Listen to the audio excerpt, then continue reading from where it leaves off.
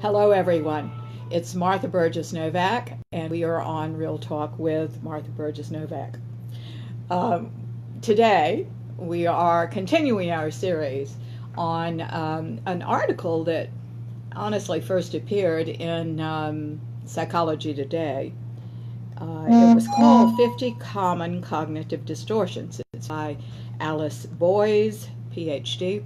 I thought it was a very, very good list of our cognitive distortions, but as is the case, we're putting a different spin on it, which is consciousness and enlightenment, because that's what we do here, is talk about that.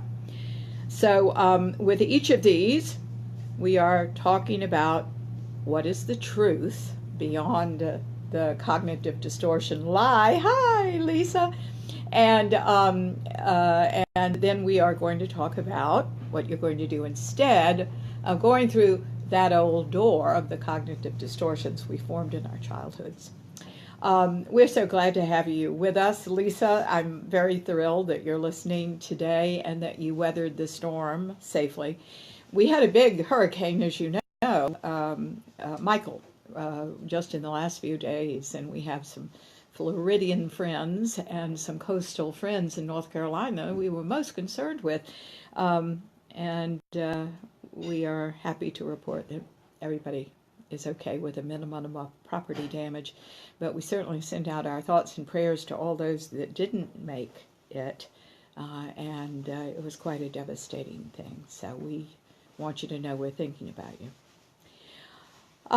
Before we begin, let's do a prayer to put ourselves all on the same page. And let me say to my Blog Talk Radio listeners that if you hear me acknowledging people like our dear Lisa, thank you.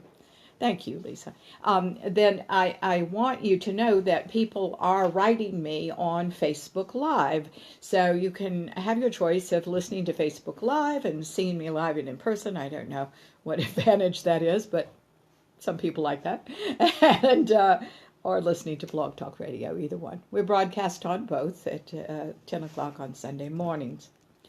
All right, so before we begin our talk on all of this, and again, we're picking up where we left off because we've had two other shows on this. I hope I'll finish today. I don't know whether I will. If not, we'll hang over for another week and do this. Let's do a prayer. This puts us all on the same page and helps me open more to you as well. All right? Dear God, who is all there is, you who are all we are, and all everything is in this world, we thank you so much. And we open ourselves now to see, hear, sense, and know what you would have us do as we open to the truth that lies in your enlightenment. We open our minds and our hearts. We, with all our hearts, try to say yes to all possibilities and then no instead of the other way around. And we thank you, dear God, for the blessings of this beautiful world. We understand that some of our lessons are harsh, but we have chosen that. And we will, by all means, get through it because we are not alone. We say this prayer now in your name and in the name of the Ascended Masters and our love-centered guides and friends. We ask that we are all open to whatever your grace has for us. And we go with full cooperation and joy and thanksgiving. Thank you, dear God, and so it is. Amen. Well, hello, Bill, and hello, Kat. Good morning, all of you. I'm so glad to be here with you this morning. It's a rainy day here, but nonetheless beautiful. So, the reason I'm even doing a show on these cognitive distortions are these are things that we decided about life when we were very, very young. These things were based on appearances. You know, we don't even begin to have a developing brain until we're in our 20s. That's when it develops. So we can't expect a child to really understand all the psychological maneuverings and ramifications that go on in our childhood. So we're all just doing the best we can from there, right? So what happens is we form distortions about ourselves, about our families, about our mother and father, about other people, about our animals, our God, about the world in general. And what I'm hoping to do in this show is present some to you and give you some other options, because if we are only taking the options when a certain set of circumstances present themselves, we're only doing the options that we learned when we were a kid in terms of response to these things. This is the emotional immaturity you hear me talking about from time to time. So what is extremely important to me is to show you possibly other options and more mature ways to react. And we've been through quite a lot of them. I do say, I'm going to give you an example of the thing I just said. You're going to hear more, of course, as we push on. But one of the things that we talked about last week was personalizing everything. You know, personalizing everything, taking everything to heart. This person doesn't like me, that's why they spoke sharply. That isn't true. And so we can go in and sulk and have a perfectly terrible weekend contemplating all this and letting the friendship go, or even the job go if it happened at work, and, being all dramatic about it. Or when something seems out of character, we can go in and shut the door and ask. You see? That's a much more mature way of doing it. You probably would find out it's not personal at all. And you'd find out what's going on. So as we are working through this today, you keep in mind that we're really trying to give you more mature and adult options, because your brain is developed now. But without questioning ourselves, without challenging ourselves, you know what? We do the same thing we did when we were kids. And we don't have any better results, because, dears, that script is already written. You understand? That script is already written. The end is already written to the script. If a script is written, you can't go and change the end. You have to change the whole script. So it's a different mindset, a different way of thinking, and it is a global way of thinking. Now, you've heard me say a little bit of this in the beginning before we get to the new material, but I want to make sure we're all on the same page here. There's an exercise that I do with people. In another office I have a wonderful little statue of a giraffe. I don't have anything particularly about giraffes, but I like the statue. I think it's very well done. All right. So I have this statue, and I ask someone who is very much into their cognitive distortions to focus on that. Focus on that. There's nothing else in the room. I'm not in the room. You know, you're hearing my voice from far, far away, but I want you to focus on the giraffe. You might want to try this exercise yourself as you sit there and listen or watch. Just focus on one thing. All right. Now, once you have that, open your mind and see everything in the room. And how important is the giraffe? And the answer is the giraffe is just a part of the room, right?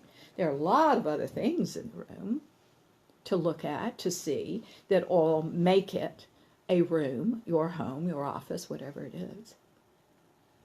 But the analogy that I want to draw here is that when you focus on the giraffe, you're honing in most of the time on our flaws or someone else's, and you're not seeing the more global picture, the whole, the context, you see?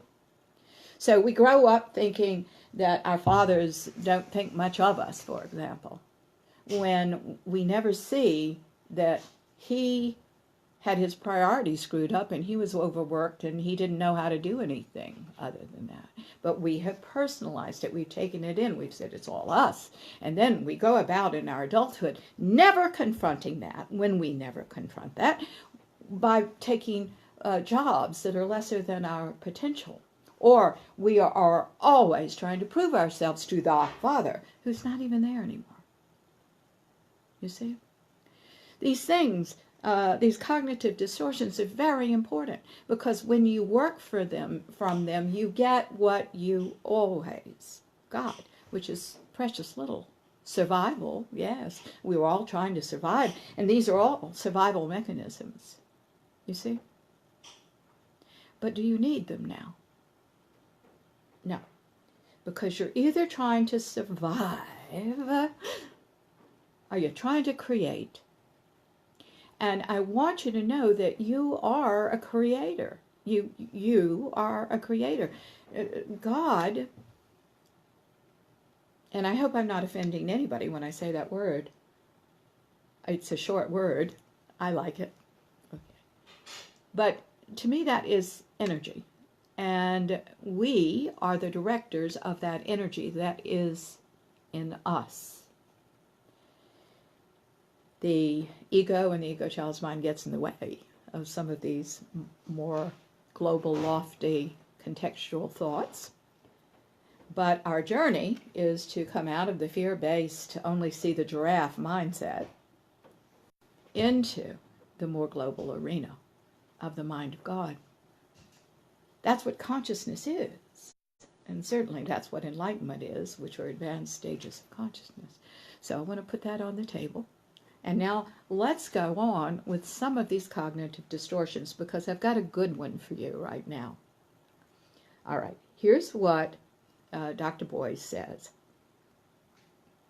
One of the cognitive distortions is a belief that self-criticism, self-blame, I can add, self-attack, that we have often talked about on this show, is an effective way to motivate yourself toward a better behavior.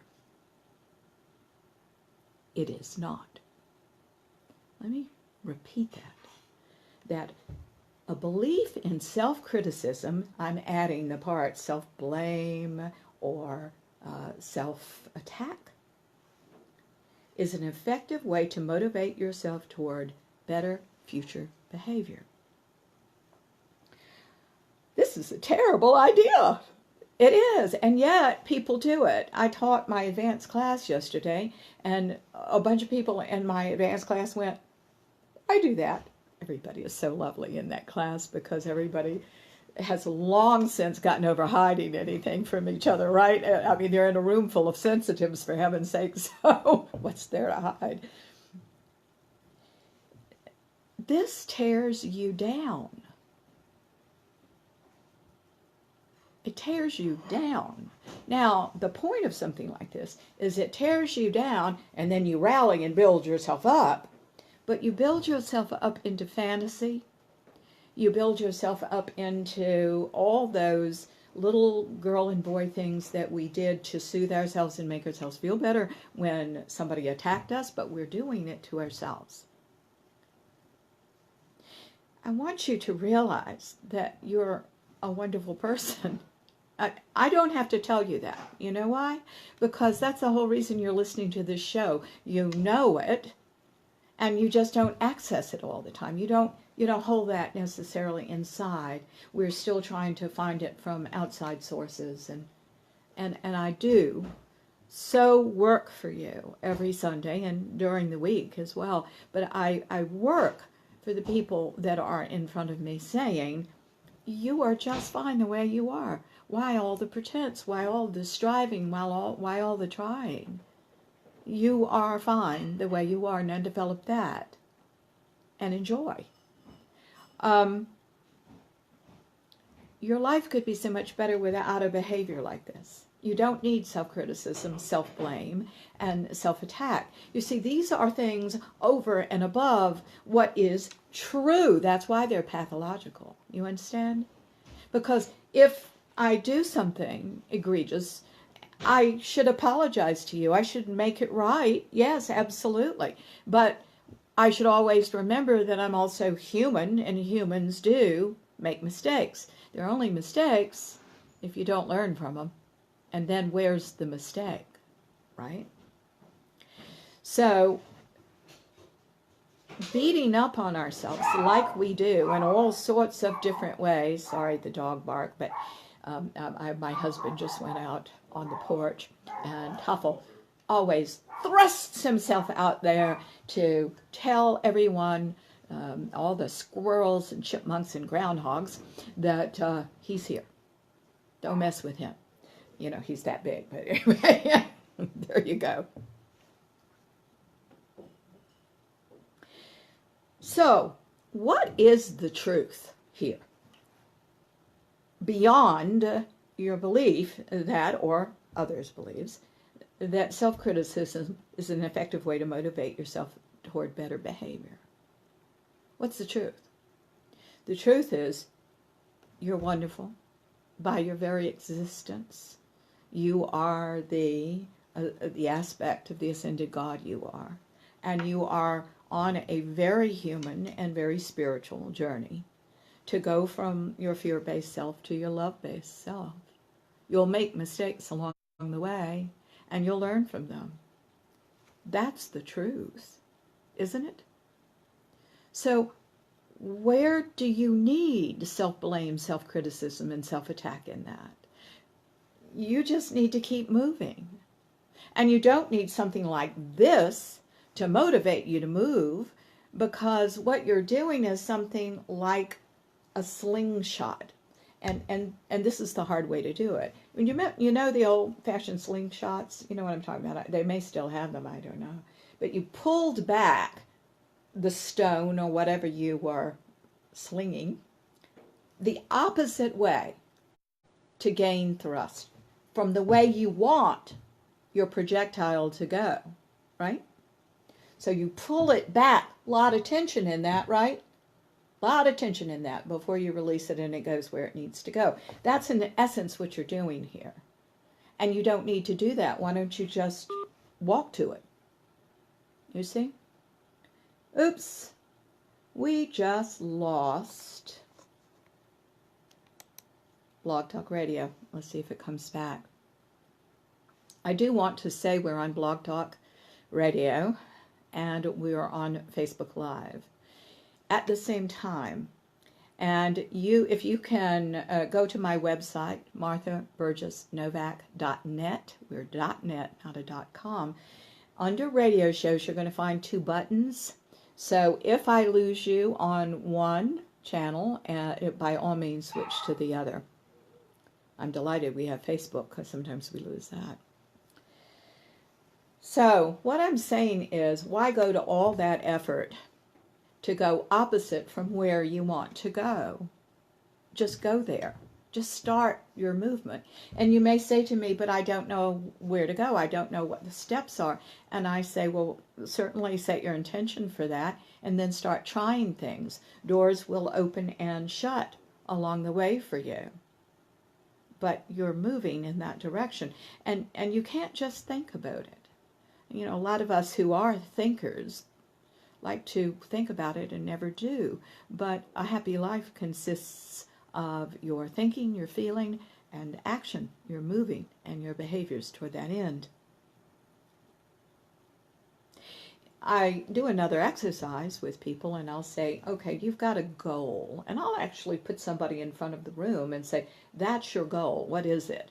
You know, they'll have a point of focus then if we have a person there. And they'll say, oh, I want a hit book, or I want money, or I want a boat, or I want whatever they want, right? A house, a partner. And then we ask them to just start talking. But the key element here, and they're already all the way across the room, is by their thinking, they're taking a step backwards, a step forwards, or they're standing in the same place. So we have to pause after everything they say to say, you're going backwards, you're going forwards, or you're standing in the same place. The whole room gets involved with this exercise, right? And they see what they're doing, because there it is. They're still even further away from their goal, or they're getting to their goal. And if you can take that silly little exercise out into life, you'll get what you want. Self-criticism, self-blame, self-attack is absolutely not the way to go. If you're doing that, you're taking steps backwards. and you're going further away than ever. Look, guys, there's no reason to blame yourself. Again, if you're learning from a mistake, so what? Okay, it's not a mistake anymore. You've learned, and you keep going. It doesn't mean anything about your character, unless you don't have one yet. And sometimes we don't. Sometimes we don't carry that sense of self inside of us. And if you find that to be true, then do listen to these radio shows. Do call us if you'd like, and we'll show you. It's a developable thing. Okay? We learn to bury ourselves sometimes in rough childhoods. We hide. We don't know who we really are. Well, you got to find out now. That's all. There are many things we need to find out along the way. How to self-care in a more mature and conscious manner, in a more deliberate manner, more deliberate than even the best of parents did. We have to learn to take care of ourselves, because only we know what we need. That's the way to do it. So we've told you the truth. What are you going to do instead? Well, I've just said that too, haven't I? What you're going to do instead, this is just, what a shame. I don't think I've got Facebook Live at all because I'm not showing up on this machine. Well, I hope you all can hear me if you're listening to that. If not, switch over to Facebook Live. Okay. All right, going back to this. Let's go on to the next point. The next cognitive distortion is recognizing that feelings are causes of, okay, let me say this. Recognizing feelings as causes of behavior, but not equally attending to how behavior influences thoughts and feelings. Now, I think this is really important. I've got a client very similar to this who believes every single thing she feels. Guys, if you believe every single thing you feel and you are in the ego child's mind, you're believing lies. So her ego child's mind says, be afraid, be very afraid, be afraid of everything, be afraid of health, poor health, be afraid of the fact that there might be perfume in the room, be afraid of this, be afraid of that. Now, guys, I acknowledge sensitivities. I'm full of them myself. But you can't be afraid of everything without getting what? More fear. Because this is your communication with the universe. What you put most of your energy into is what you get more of. All your feelings, almost all of your feelings, I'll say an almost, but I feel more strongly about it than that, from the ego child's mind are lies, are partial truths. They are not the whole truth, because the ego child's mind cannot think in this contextual manner, you see? So it's extremely important to realize that if those feelings are coming from the ego child's mind, you should not believe them. That isn't the truth. The higher mind is a mixture of the finest of your mental, emotional, and physical faculties. Your higher mind then adds that element of spirituality and intuition, right? And that's the mind that tells you the truth. That's the mind that'll help you look at all sides of a situation so you'll make good decisions for yourself. So we can't go around believing our little girl and little boy feelings. We've got to confront them. We've got to get help and figure out what we really believe. I've noticed for years with depression, and by the way, depression comes from your believing multiple ones of these cognitive distortions that we're talking about, because you're not living your life according to who you really are energetically. This ascended mind. We're only happy there, right? And I've noticed for years that in depression, people will say, oh, yes, I know I should do something. I should take that course on writing. I should take that course on painting. Yes, I should learn Italian, but I just don't feel like it. And I want to tell you, if this is you, you will never feel like it if you stay in that mind. To get out of depression, one of the things that I say, now there are a lot of different kinds of depression, I'm only talking about one of them, but I often say when I recognize somebody that comes in with this kind of depression that we're talking about right now, that are kind of sabotaging themselves, pulling the rug out from under their own feet, to, draw a line with a pen, just back and forth across the page, and now run your hand over it and you feel a rut. Well, that's depression. When you do the same thing over and over and over again, that's depression. You're going to be depressed because there's nothing new. There's no novelty in your life. And novelty is the spice of life. You got to get out there and you got to find what you're interested in. The problem is with depression, it says I'm not interested in anything because of my feelings. You got to do it anyway if you're depressed, darlings. And you say, well, what is there to do? I can't even decide what I'm going to do. And I say, I understand that, because depression is like, the kind of depression I'm talking about, is like having a table filled with beautiful objects that you would love to investigate, and you got a blanket over them, you can't even see what they are. Well, here's the trick. When we were 12, 13 years old, 14, somewhere around there, you were interested in certain things. Those interests are now usually buried and dormant. Figure out what those things were and go and do it. Go and start investigating those things. Okay? And then follow those things. Don't just go and go, well, that was nice. Actually go and follow where they're going to go. Talk to the people in the class. They say they're going to do this next. Well, that sounds interesting to you. Okay, you'll go do that next. And life, you must remember, is an evolvement. It is not a goal that you pump yourself over. It is an evolvement. The important thing is that you run down the field to get to that goal, and that you'll eventually get to the goal. But you're not just automatically there. This is evolvement. One thing leads to the other. In my own life, I started as a child actor, and then I made my transition to film, and then I started teaching acting. I started writing scripts for kids, musicals for children, and then I started teaching acting for adults, and then I started teaching acting for kids first, then adults, and then I went into a coaching business because of my theater training, and still do that.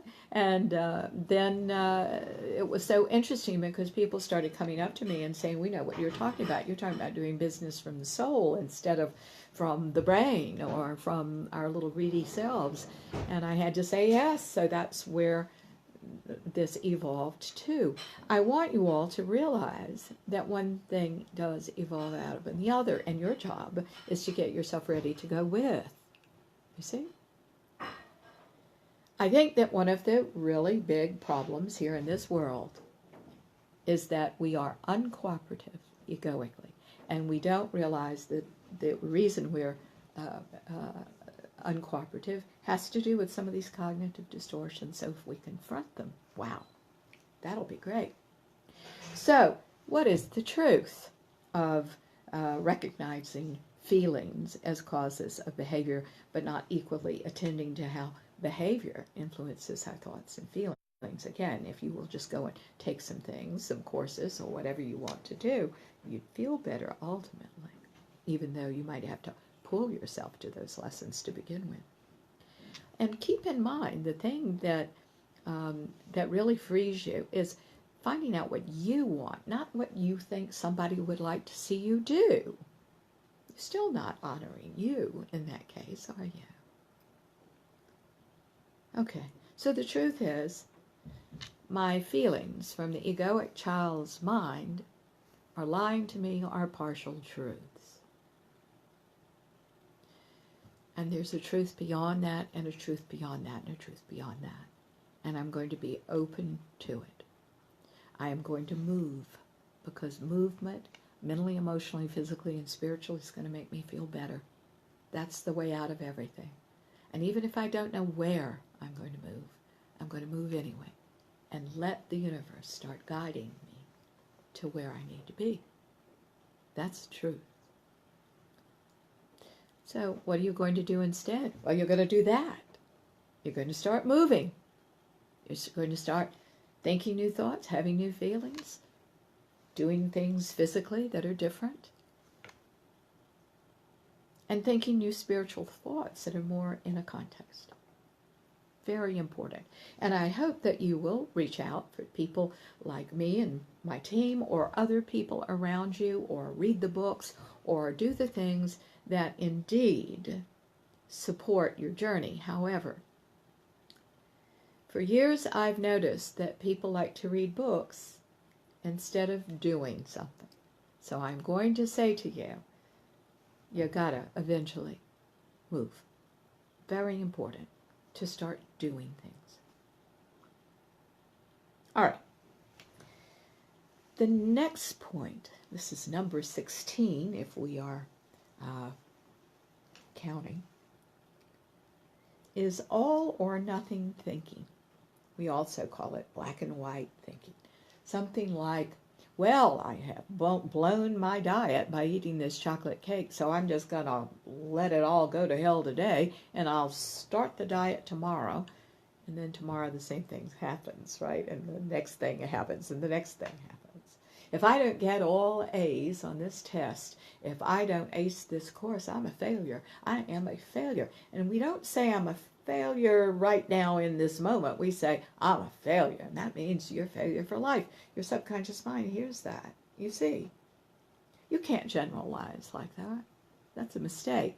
But all or nothing thinking makes you generalize like that, because it's a very unconscious arena that we're playing in. So you don't say, my husband and I have had this talk before when we've had a fight, and I'll say, you're an asshole.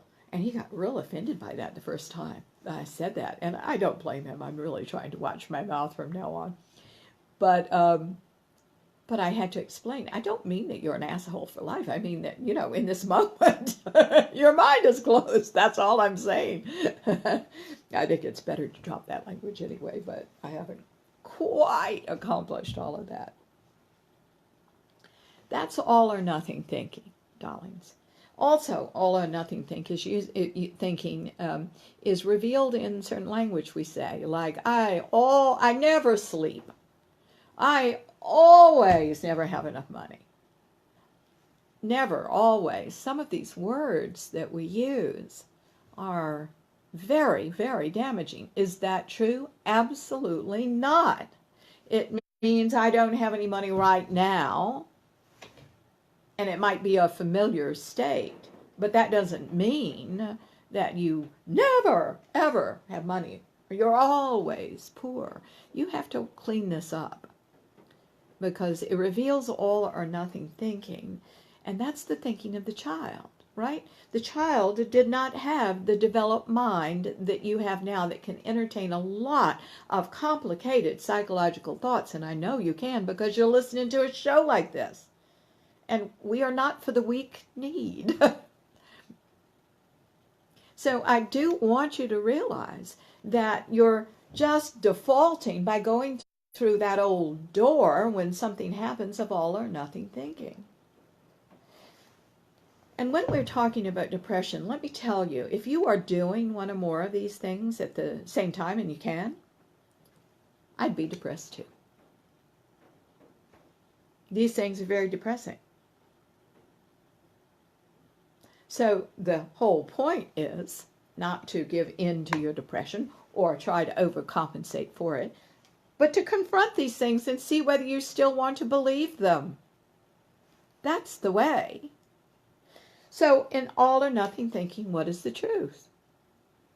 The truth is This is a psychologically and every other field, it is a complicated world.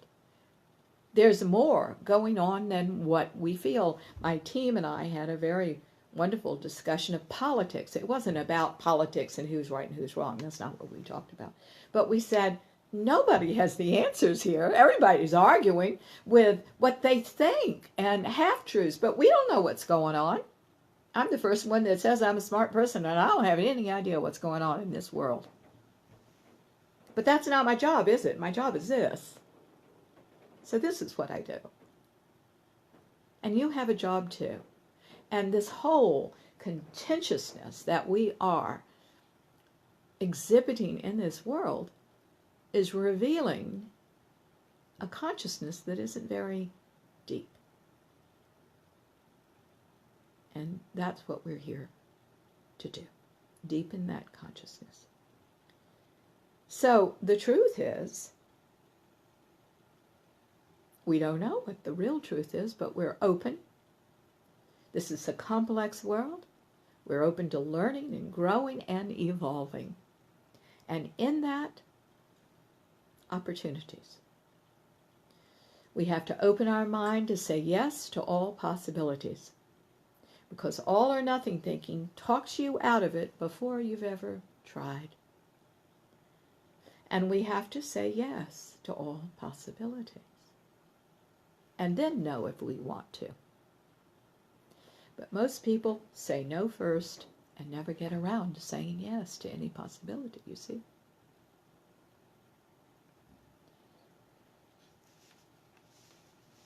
You haven't blown anything.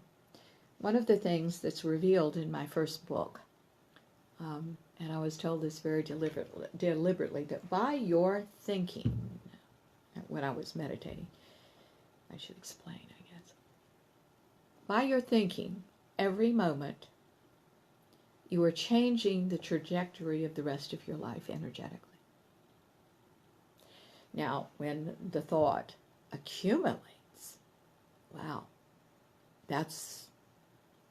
you're heading down that path. But if you think, I'm going to be loving and grateful today, and then you go out and you're so angry about being stuck in traffic, instead of realizing there's a perfection in it, you're actually changing your mind, and this being that you are is changing your consciousness every moment. All the more reason that we get control of something like this, and we try to very much, certainly acknowledging that we're human and we won't be able to do it 100% of the time to begin with, that we stay with a certain thing, that we stay in a certain mindset, that we try to see the context of a situation. Right? One of my dear students in my advanced class, brilliant man, brilliant, and retired executive, was telling me how angry he gets with bad drivers, and he does all or nothing thinking, and they're just bad, and he's right, and we talked about that, and it's like you've got to drop, you're right and you're wrong, you don't know what's going on. He could have left the hospital and his wife's dying. You don't know what's going on with that other driver. You need to certainly observe. You can certainly say, wow, that's dangerous and it scared me, which is honest. Okay? But then, the nicest thing for you to do is to say, I pray for us all. And I pray that certainly the man deepens, or the woman deepens, and knows more, and slows down, and takes better care of themselves and others. We should only hope. Okay.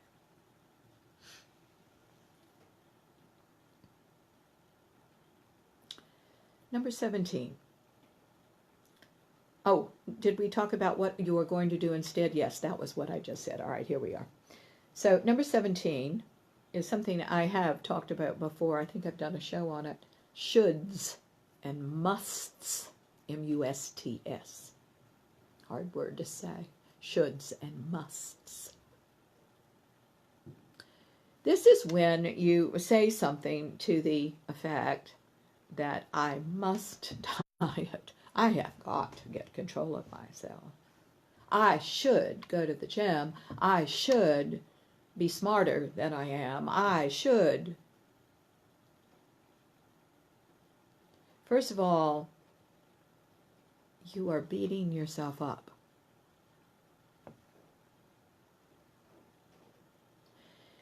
And the fact is that this most often gives you the opposite of what you want. Let me explain. We were all forced to do things when we were young. I mean, well, you know, for God's sake, little kids are little wild animals, right? And we were all forced to do something that we didn't want to do. It was unpleasant for us to be forced in whatever way. And as we grow up, even if we didn't like that force, guess what happens psychologically to us? We perceive we need it. We perceive we need it.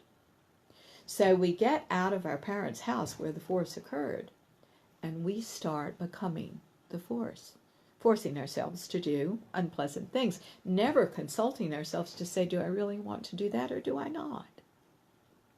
You know, the idea of having to go to a party you absolutely don't want to go to. You're tired.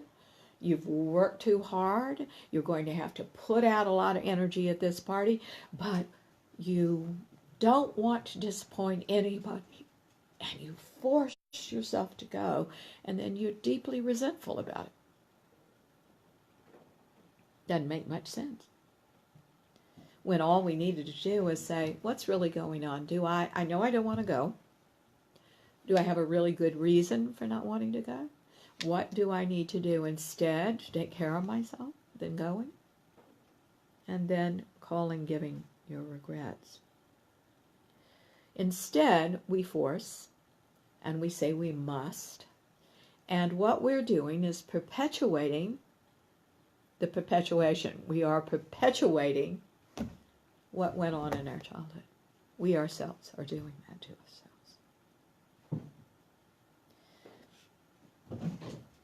So, what do you do with that? What's the truth?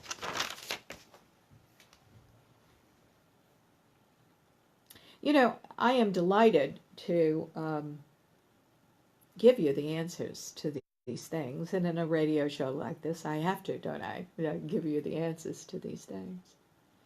But you can really take this and make it much more personal to you if you can think of situations and take some of the ideas that we're talking about here and apply them to your situation. I hope you'll do that. So, what is the truth about shoulds and musts? Well, the bottom line is there's very little you should and very little you must. Granted, there are some things that we should and must. And when that happens, I strongly recommend that you reward yourself in some way. Pat yourself on the back, that you do something nice for yourself as a little gift for doing something like that. You might have comfort food in your house, or you might go for a massage and book one of those. Or you might do something else that is a little personal thing. One of the things I love is taking a bath instead of a shower. I'm always in a hurry in the morning taking a shower. But a bath, nice and luxurious, where you can really relax. Whatever is important to you, that's a nice reward when you should and must. However, I don't think there are many things we should and must in this world. There are some, granted, but there are just not as many as we put on ourselves. The fact is, we all need exercise, right? So, if you don't enjoy going to the gym, which I do not, what are you going to do instead? Well, I bought a house with a lot of stairs. I get out and walk. when there's time. I even have a bike that I ride. Those are fun. I love horseback riding, and when I have time, that's what I would prefer doing because I'm crazy about animals, right? So I don't even think about exercising when I'm on the back of a horse. Don't do that very often these days, but I would love to. What do you want to do? Here's the answer. What do you want to do? Ask yourself, go down deeply into you. What do you want to do? Concerning this, I do think that I remember a story. My girlfriend, Karen, and I hadn't seen each other in a while. So we decided on a Monday that by the following Saturday we were going to blow it out. We were going to go and shop all day long and have some fun with each other and laugh and do the things that we have done before. But this was a very stressful time for both of us. So when Saturday came, wow, I didn't want to do it. I just didn't want to do it. But I didn't want to disappoint Karen, right? I should not disappoint Karen. Karen showed up at my door, and when I opened the door and saw her face, I saw she felt exactly the same way. She didn't want to disappoint me. So I said, neither one of us want to expend this effort to go and shopping right now, do we? And she said, absolutely not. And so I said, come on in, and let's just sit quietly for a few minutes and decide what it is that we want to do, because you know, we don't want to feel this way put upon with a friendship that we have. So she came in, we sat in chairs in our breakfast room, and we went down there very deeply into ourselves, and I think I had the idea first, and I looked at her and I said, you know what I'd like to do? I'd like to go to Whole Foods, and I want to get a pint of ice cream all for me.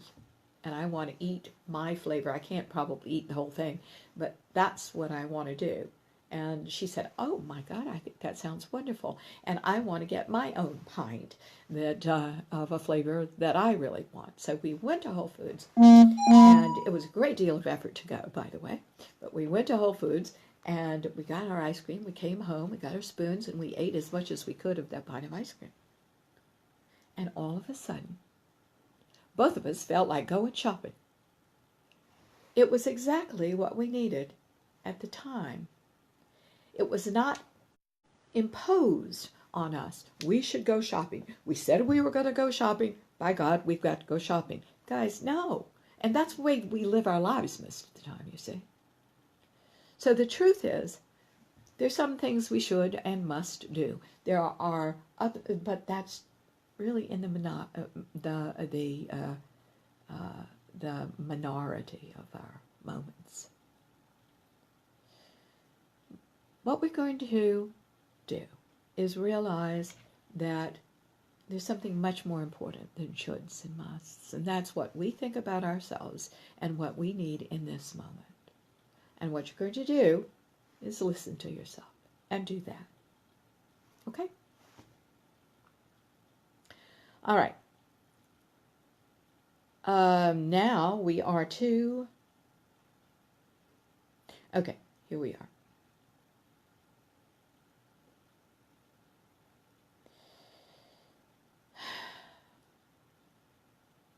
Number 18. Using feelings as a basis of a judgment when the objective evidence does not support your feelings. Would you like me to repeat that? Using feelings as a basis of a judgment when the objective evidence does not support your feelings. I think a lot of us, psychiatry is finding that we are all everything, by the way, to more or less degrees. In other words, we're all OCD, obsessive compulsive, all right, but to more or less degrees.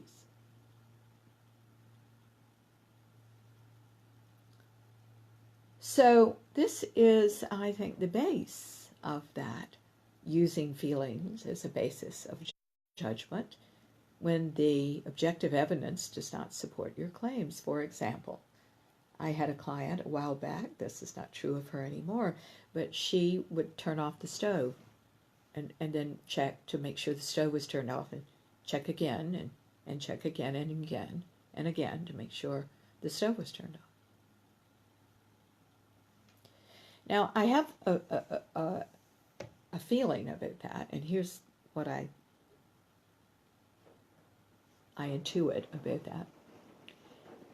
And that is that we go through life in a very unconscious manner. We are not present.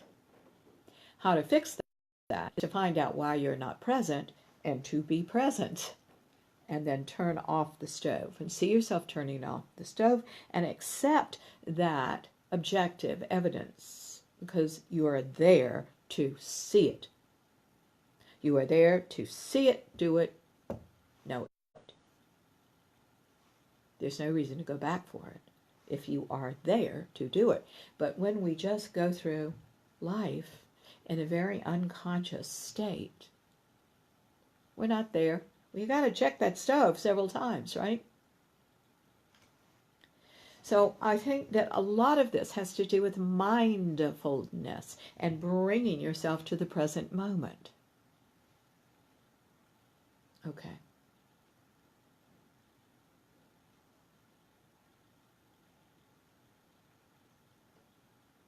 I think it's very important to know the truth here, which becomes, I'm going to be conscious, I'm going to be deliberate in this moment, and I'm going to see myself doing this. And then I will not have to do it again. That's the truth. It is also what you're going to do instead.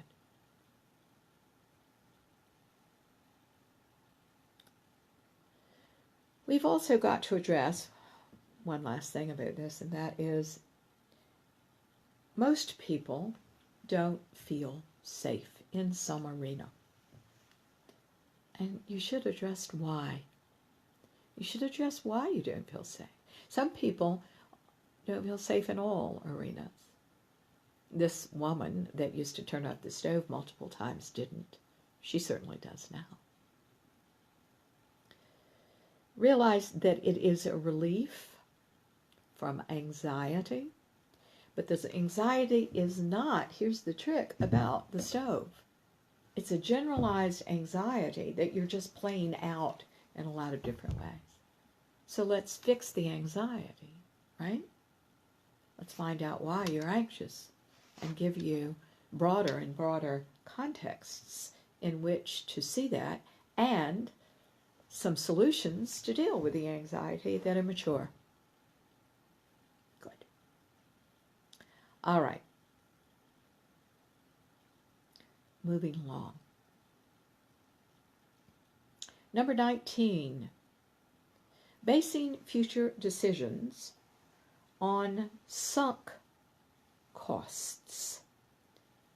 C-O-S-T-S, costs. Hard to say. Basing future decision on sunk costs. I can't get out of this investment because I have too much time in it and money in it anyway. I have to stick with it. That's an example. I can't leave this marriage. It's been 21 years. I've just got too much energy in this marriage, even though he beats me constantly or whatever is happening. No, you cannot throw good money after bad. And you can use that literally, or you can use that statement figuratively. You must be a realist to create a wonderful life. Oh, hello, Michelle. I just saw you. Good morning. And good morning from Canada. Absolutely. Thank you so much. Canada, I love. I have lots of friends up there. So if my other friends are listening, hello. All right. So we have to move on when it's time to move on, and we can't be afraid to move on. I do think, because we don't know the vicissitudes of life, that it's extremely important to take care of ourselves always. I think we should all have careers, and we should all develop our talents, and we should all have wonderful relationships. And sometimes they work out, and sometimes they don't. I myself was divorced from my first husband. Guys, but you have to be able to self-sustain no matter what happens in life, because life does happen. That's nothing to be afraid of. What it should do is inspire you to know what you know, that God has you, and that you'll be all right, and that you must develop whatever you need to develop, and you must heed desires and urges and influences from inside you when they are honest and good and true, and you feel like God is talking to you. We can't be too afraid to do something like that. Otherwise, we get stuck in the past. I remember and this is kind of a sunk cost idea. I'm stretching it out a little bit, so forgive me if I am, but I remember listening to, I was traveling and I was listening to some sort of talk show host, and a man called in and said that he had been downsized and he was jobless and he was panicked. And the host, to his credit, kept trying to bring him into the present and say, well, what are your talents? What do you enjoy doing? Let's develop that. Or let's look here. Or why don't you take what you do well here? And he kept going the back. If they had just done this, if they had just done this, I saw the writing on the wall 10 years ago, if they had just done this, if they had just done this. And he could not. I mean, it was just amazing. I was so sad for him and sat there in my car, I remember, as I was traveling, and prayed for him, because he was not listening to a thing this host suggested that had to do with the future. I mean, it had to do with the present creating the future. He was completely stuck. He didn't understand why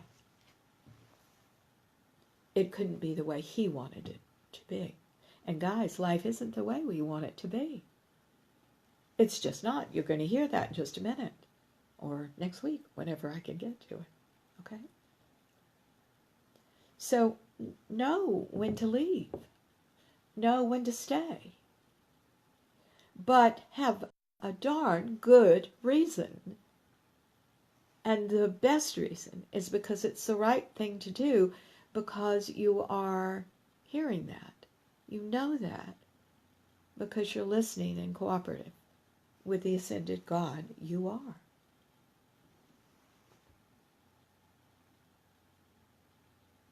Number 20. May I take a sip of tea?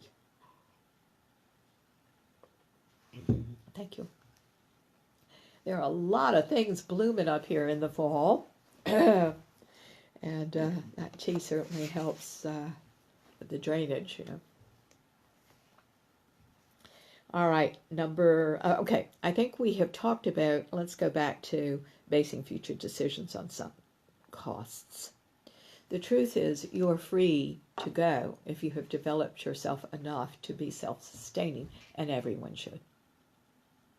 And if you have not developed yourself to be self-sustaining, it's time that you did that. That's the truth. And what are you going to do instead? You're going to listen to this marvelous aspect of the ascended God you are. You're going to move when it's time to move, and you're going to learn from any mistake that you made, and you're going to have a better future. All right. Number 20 are delusions. Delusions. This is holding a fixed false belief despite of overwhelming evidence to the contrary. That's what Dr. Boyce says. Um, I am hesitating about this because there are two kinds of delusions. Certainly, we all have them, and we all need to do. Hey! Pardon me. And we all need to confront them. But there's a difference between people that are mentally ill and people that are not. And let me tell you, a very strong difference. People who are not ask the question, am I crazy? Is this a normal reaction? And people that are mentally ill do not ask that question. And therefore, they might experience more pathological delusions. I have a friend who is going through something like that right now. My friend is a wonderful healer and in my class, and we were talking about this yesterday. And I want to simply say that you can't understand something that's irrational if you are rational. You have to let it be what it is and hope that the other person gets help. But the delusion that we are talking about here is the common delusion that we all have from time to time, believing that we are, I remember one. I had a very good friend, and she was darling. But she was very, very heavy. She's been heavy her whole life. I mean, ever since she was a tiny girl. I knew her when we were in brownies together. And she believed all her life that she weighed about 100 pounds. Don't ask me why. And she dressed like it, okay? Now, that's also body dysmorphic disorder, which is a, certainly something that the DSM talks about. But, dears, they're just delusions that we should confront if we are rational beings, because they are irrational. And in spite of all the evidence that we're wonderful people, some delusion usually tells us we're not. We need to find out why. So what is the truth about delusions? The truth is that you are being irrational, and we've got to find out the truth, which is, I am what I am. Say, I am pudgy right now, or overweight, or whatever I am, but that's what I am. And I'm fully capable of doing something about it when it's time. And what are you going to do instead? You're going to do something about it. You'll move. You'll do.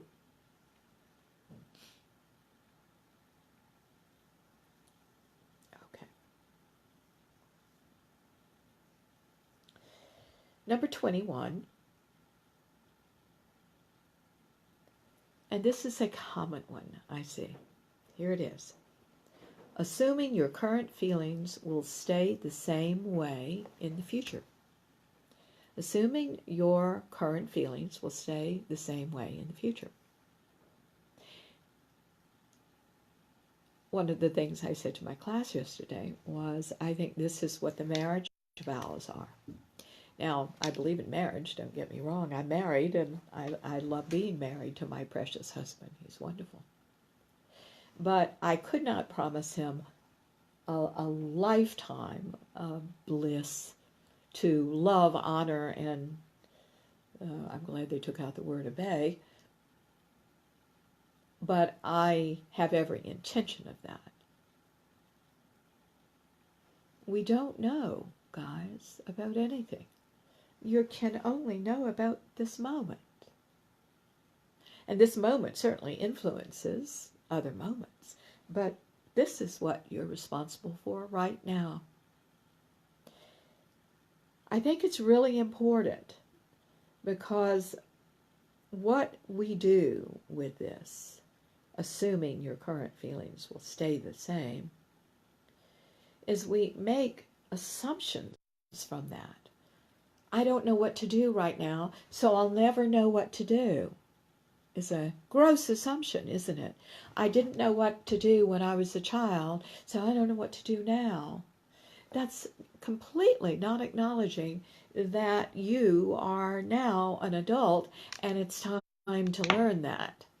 How to take care of yourself, how to cope. You see? That's a common thing I hear a lot. But it's the journey from the child's mind to the adult mind. You have more tools and more options than you've ever had in your life right now. We're always evolving. You're going to have more.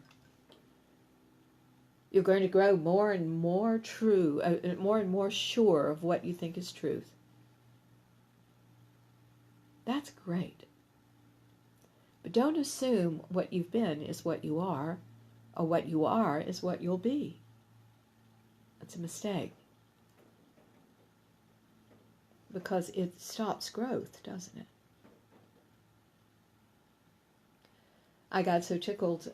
I looked back at an old annual, high school annual, and always stay the same was a common thing that everybody said because they didn't know what else to say in high school, right? No! Don't you do it. You change, you grow, you evolve. That's where your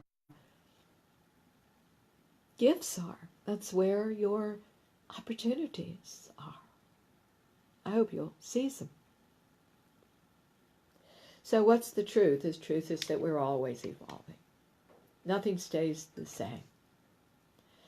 The truth is that we can have a very strong intention to be more loving in the future. And a very strong intention to be more conscious, more sensitive, more whatever you want to be, more wise. So what are you going to do to that end? What are you going to do instead of believing that everything stays the same and that feelings will stay the same? You're going to find out more. You're going to discover what you don't know. You're going to make decisions every moment, and it literally is every moment, to support what you want, who you are. There you go. All right, the next one is number 22. If you see me doing this, guys, it's because I didn't wear my glasses today, so I have a hard time seeing my notes. 22, cognitive labeling.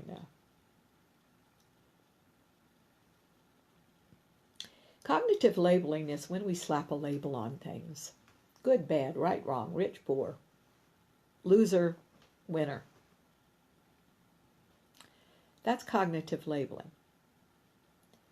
Cognitive labeling stops our growth. It stops our observation. It's a prejudice.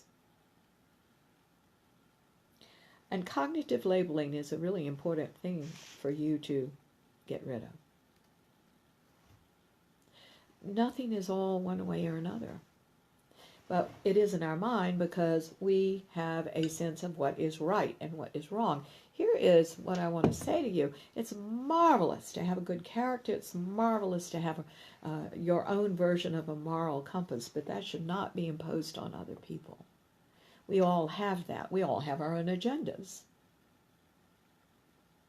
It's wonderful when someone's agenda matches somebody else's agenda. Yours and mine match because you all are wanting some information on consciousness, and I'm delighted to give you information on consciousness. So that's very important. But slapping a label on good, bad, right, wrong is one of the reasons this world is arguing. And here's the real sad thing about the argument. Everybody's right. And everybody's wrong. There's nothing to argue about. Because you're arguing individual things. The fact is, the truth of this matter is, that we have to expand our minds and realize, number one, we're only responsible for what we think and feel. And number two, that we shouldn't label, because what we want to do is grow in our perceptions, grow in our understanding, grow in our wisdom, grow in our tolerance, grow in our lovingness. And if we are slapping a label on, we're not doing that. We're stopping our growth. We need to grow.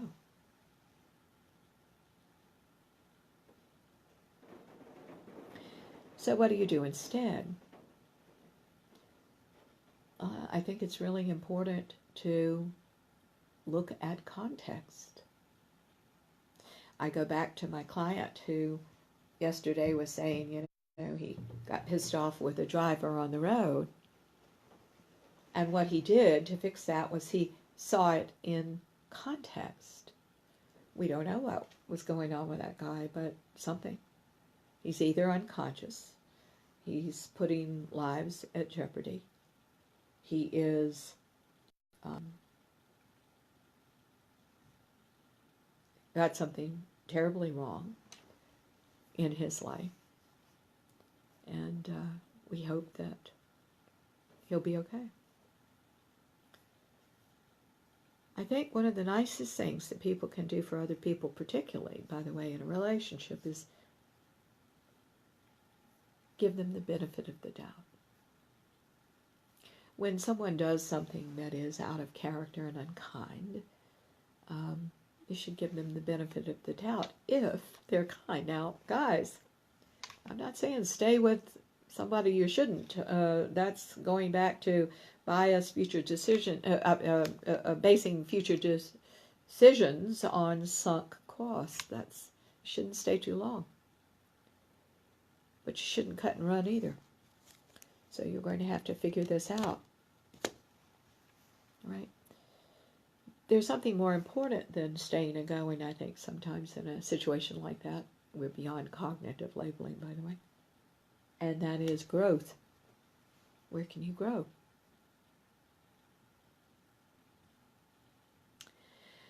Cognitive labeling. So what are you going to do instead? You're going to try to understand that he's coming from a place. It's not a place of good and bad. It's a place of a real life, just like yours, just like mine. Okay? And you are only responsible for you, not for other people, not for what they think and feel, not for their moral compass. You just invest in your own. All right, the next one is number 23. It's called the halo effect. And the halo effect is this. For example, perceiving high-calorie foods as lower in calories if they're accompanied by a salad. Okay? Wearing a halo for some behavior that allows you to indulge in other things. The halo effect. So what is the truth with the halo effect? Reality. Reality is the truth. What is real? And we should all start there, because that's the place you start to create a wonderful life for yourself. That's where you manifest from reality, this moment of reality.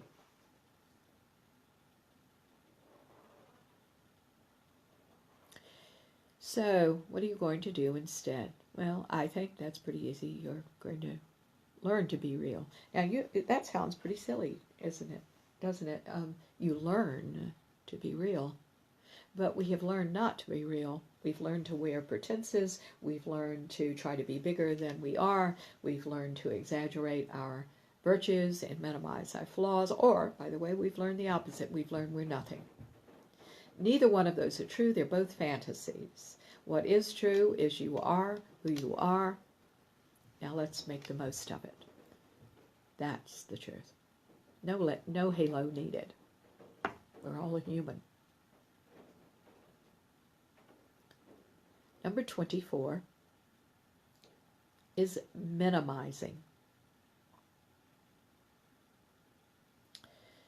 So this says, oh yes, I won this important award, absolutely, but that doesn't mean I'm any good at what I do.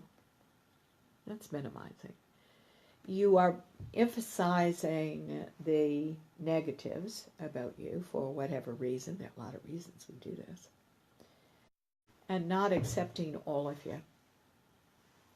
Number 26, and we're going to put these together because they're very similar.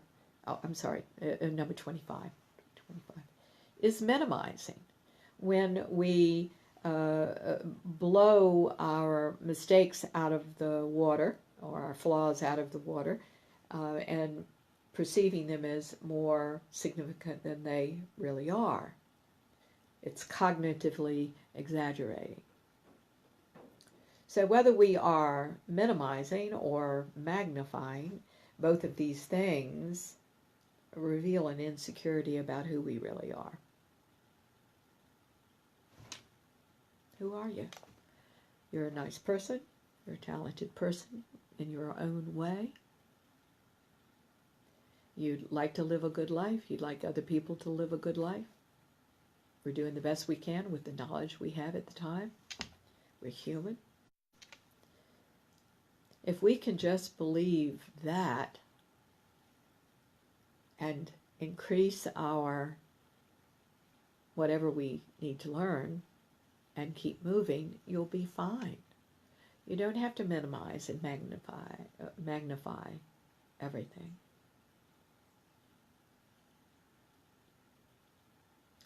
Minimizing diminishes yourself. It never allows you to become excited or truly happy. And in magnifying yourself, you always have something to hide. Why put that kind of pressure on yourself? Why not just tell the truth and be real? So the truth is, be yourself. The world doesn't have that, has everybody else, but it doesn't have you. Who you are, your essentiality. And what you're going to do instead is accept yourself. All of it. Every bit. Your strengths, your weaknesses, it's a whole life and a whole person. And that's a journey in that self-acceptance. I'm well aware of that. Nevertheless, the more you can dispense with minimizing and magnifying, the better off you'll be. Let's do one more. And that's cognitive conformity. This is number 26. This is a herd mentality, ladies and gentlemen. There have been many studies on this. There's something interesting that you can look up on the internet. There was an ASH experiment, that is ASCH.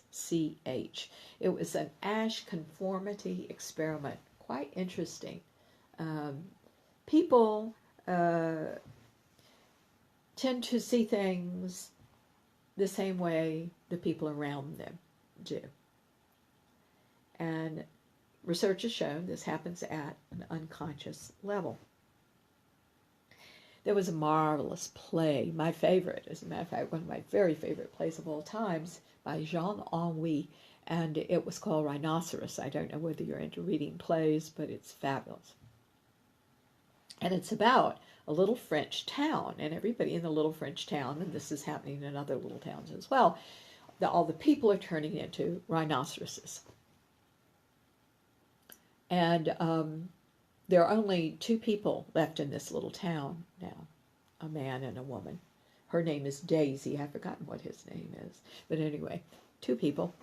And they, of course, run into this apartment and are very nervous. And the beasts are, knocking up against the building, and the plaster is falling from the ceiling. And they're very frightened. And she, throughout this marvelous scene, you see her kind of turned on by these rhinoceroses.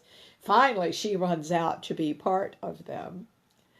And the play ends with him looking in the mirror to see if a horn is starting on his forehead. The whole play is an absurdist play, of course, but it is about herd mentality. It is the ego child's mind, by the way, that believes in herd mentality and subscribes to it. And what does come out of your work on deepening consciousness is the fact that you all of a sudden find what you really believe and what you really know. And a lot of it is enormously comforting. As crazy as the world is, what you'll find is, my word, I really believe will be all right, no matter what. That there's a perfection here, and I may not be able to see it, but that doesn't mean it's not here. And it's okay. Everything is okay. Everything is all right. My class and I, and these people have been with me for anywhere from 14 to 18 years, often say, and why isn't that all right? Because everything is. I mean, that's what we come to in the end. Everything's all right. You have a marvelous life ahead of you if you can learn that early and not just on your deathbed, because that's one of the things that we're arguing about on our deathbeds is it all right? You know? And indeed it is. Everything. Wouldn't it be nice to know that? Wouldn't it cease you having to be defiant and fight for things? That you see something and you understand what is that is happening, and you make the most of it. That's cooperation, isn't it? But to do that, we have to think differently. And here's what I've always said. There are no enlightened traditionalists. You've got to learn who you are, and what you specifically contribute comes out of who you are. But that's the question we never find out. And that's what consciousness reveals, doesn't it? Darlings, I've enjoyed talking with you today. Why don't we stop right there? I'm probably going to go back into talking a little bit about that, but we'll start with some new things. But what is the truth? The truth is you are an individual. The truth is you are an individual. The truth is that the ego child's mind tends to have the herd mentality. The truth is that in the higher mind you are unique as the aspect of God you are. The truth is what you give to the world comes out of that. What you give to your family, what you give to the cashier at the grocery store comes out of that. Or out of the ego child's mind. It's a choice. And you've got a good one here. And that's why you're listening to a show like this. So what are you going to do instead? Well, I do strongly say you self-accept. I do strongly say you go on a wonderful discovery to know yourself, which you're already on if you're listening to this show. And you start listening to that innate part of you, which is the ascended God you are. That's where divine inspiration is and everything else. And you'll find out you're going to be fine. That everything really is perfect, even though the ego child's mind does not think for a moment it is. And that everything is indeed all right. Thank you for listening today. We'll be back next week with the extension of this. All right. Let's do a prayer. Dear God, who is all there is, you who are all we are and all everything is in this world, we thank you so much. We open ourselves now to see, hear, sense, and know what you would have us do with this information. our intention is set for consciousness, deeper consciousness and grace, and to be the channel for the ascended God we are, as individuals, as people who have the privilege of knowing you through us and through all things. We appreciate this world. We appreciate this life. We appreciate even what we don't like about it. We are grateful for it all, because it's not the end. It never is. And tomorrow we learn, we grow, and the next day and the next. We offer now to you, dear God, all that we can give up of these cognitive distortions. We say that we will indeed think more maturely, and to demonstrate the immaturity, the dog, he's a puppy, excuse me, Toffel. So, dear God, we thank you so much for all this, and now we surrender what we can of our old egoic child's mind distortions, and we hang on. Toffel! Toffel! Stop it! Well, I don't think I can do anything about this mid-prayer. So here we are. It's a life, ladies and gentlemen, just like yours. We thank you so much, dear God, and now we do surrender all that we can. We say we thank you with all our hearts for the blessing of this day and the information, and we go about our lives in grace.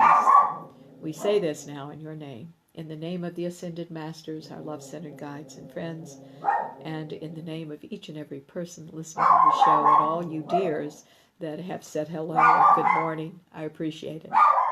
All right, guys, the dog is saying it's time to go, and I say that too, so I'll see you next week, okay? Hopefully with a quieter dog. Take care now. Bye-bye.